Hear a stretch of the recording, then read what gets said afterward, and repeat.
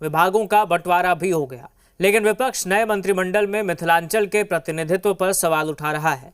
विपक्ष का आरोप है कि नीतीश कैबिनेट में मिथिलांचल को उचित प्रतिनिधित्व नहीं मिला है। मैथिल ब्राह्मण की भी अनदेखी हुई है। वहीं बीजेपी विधायक विनोद नारायण झा को उम्मीद है कि कैबिनेट विस्तार में मैथिली ब्राह्मण का ख्याल रखा जाएगा।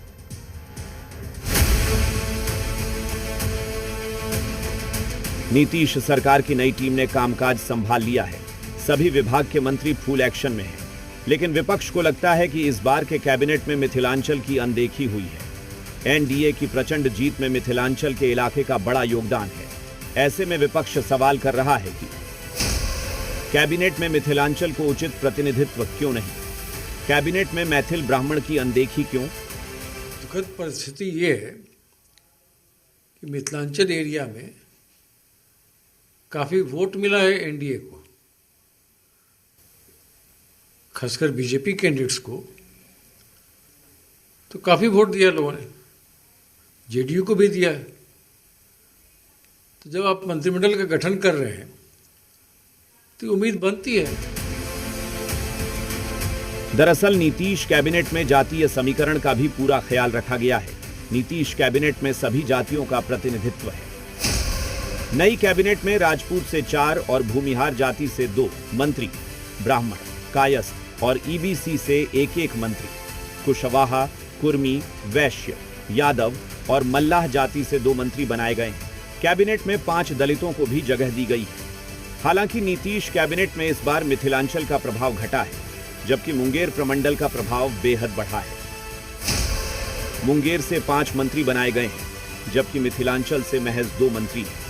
नीतीश कैबिनेट में एक भी मैथिल ब्राह्मण नहीं है, जबकि दरभंगा मधुबनी में 10-10 विधानसभा सीट है। लेकिन इस बार के कैबिनेट में मिथिलांचल में खासकर मैथिल का शून्य हो गया। जो अभी नीतीश मिश्रा मंत्री थे, उद्योग मंत्री थे, उनको एक अच्छा परफॉर्मर भी समझा जा रहा था। लोगों को हैरानी हुई उनके नाम न सामने। एक ही ब्राह्मण का प्रतिनिधित्व मिला है। कैबिनेट में 4 राजपूत, 2 भूमिहार, 1 कायस्थ और 1 ब्राह्मण की हुआ है। तो क्षेत्र वाइज यदि करेंगे तो मिथिलांचल का वो स्वरूप जात के हिसाब से भी और क्षेत्र के हिसाब से भी मुझे लगता है कि उसमें लैक है। पूरे मिथिलांचल में एनडीए को अपार जन समर्थन मिला है। यही वजह है कि एनडीए ने इस बार जीत की डबल सेंचुरी लगाई, जबकि मिथिलांचल को रिटर्न गिफ्ट उस तरह से नहीं मिला। मधुबनी जिला से बीजेपी के अरुण शंकर प्रसाद और दरभंगा से मदन सहनी ही मंत्रिमंडल में शामिल किए गए हैं, जबकि पिछली सरकार में मधुबनी से 2 और दरभंगा से 3 मंत्री शामिल थे। मदन सहनी मंत्रिमंडल में अपनी कुर्सी बचाने वाले इकलौते पुराने चेहरे।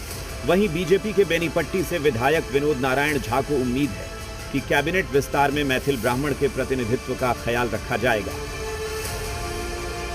नहीं, ऐसा नहीं है कि मिथिलांचल से नहीं मिला।